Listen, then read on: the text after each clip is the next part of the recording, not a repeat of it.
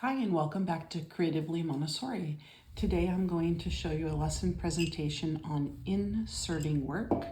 This is a sugar shaker that I got at the store. These are, I actually think they're for cocktails. I think they're what you would put like an olive on for a drink. Maybe they're a skewer for maybe like cheese and an olive or something. I'm not even quite sure what they are.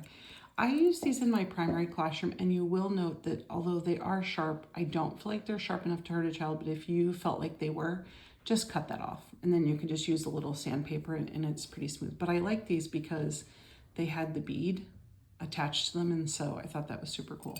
So the material is sitting on the shelf like this.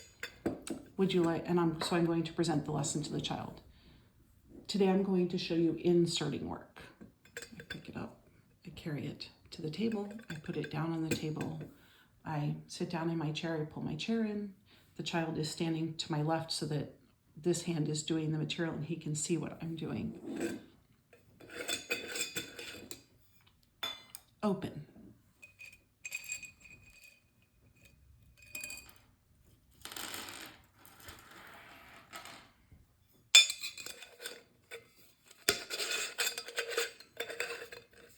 Close.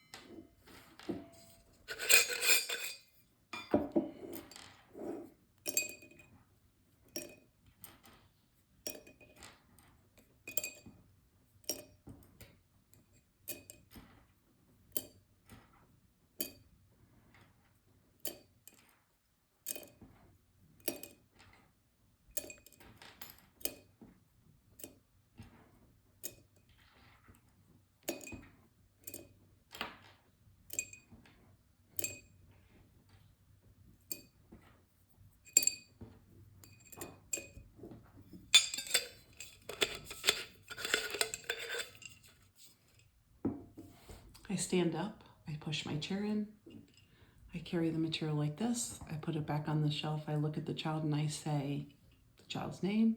This is inserting work. And again, if I have more than one variation of inserting work, I would say this is inserting work, this is inserting work, this is inserting work, which one would you like to do?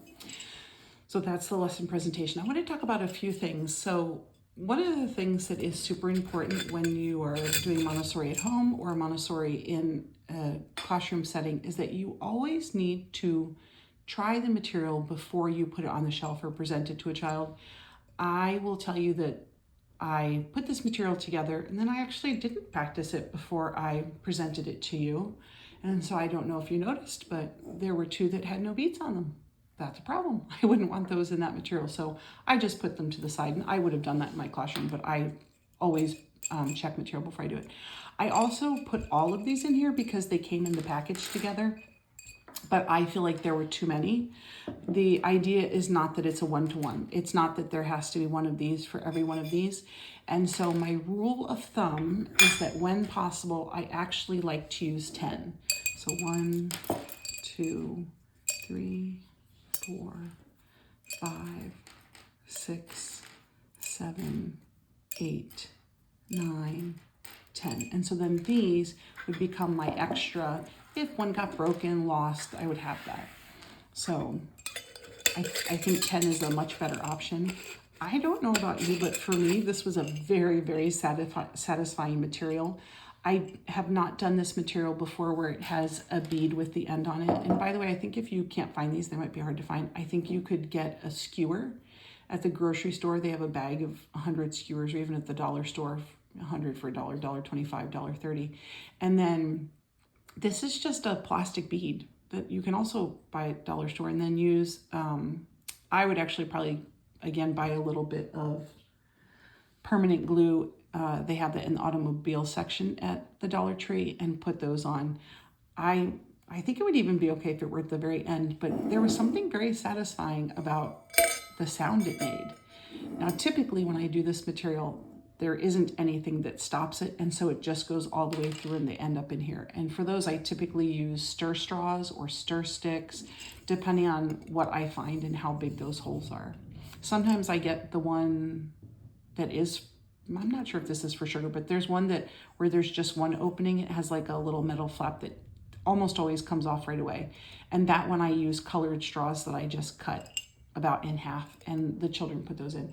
The nice thing is I cut those in half, and so during the month of February, I'll have ones that are red for, you know, if I want to do a lot of practical life in red.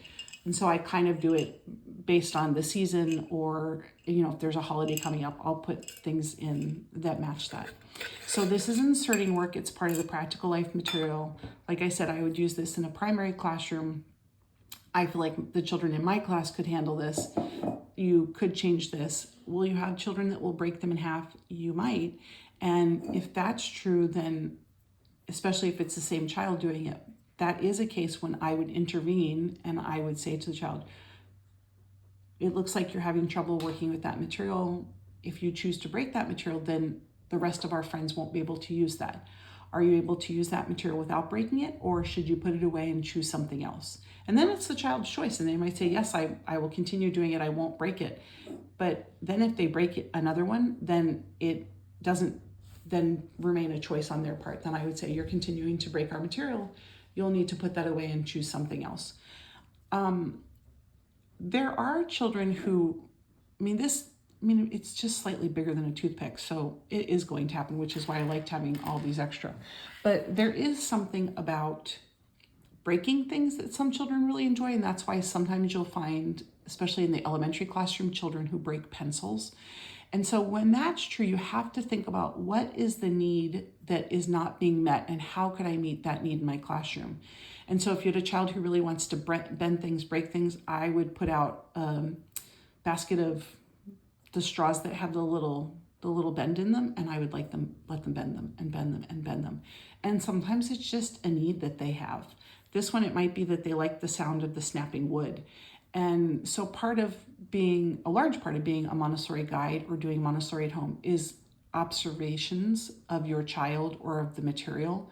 And what are they doing with the material if it's not what in your mind or in your head was intended with the material? And like I said in some of my other videos, as long as they're not destroying the material, there's not likely going to be anything wrong with what they're doing.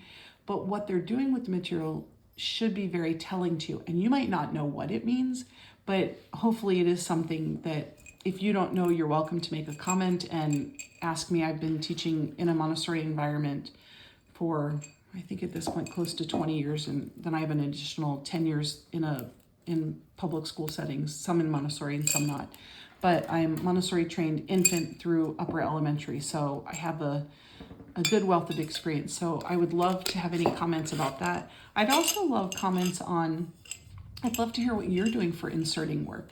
What container are you using? Where did you get it? What are you using? Are you using straws? Are you using stir sticks? Is there something else you have found that really works?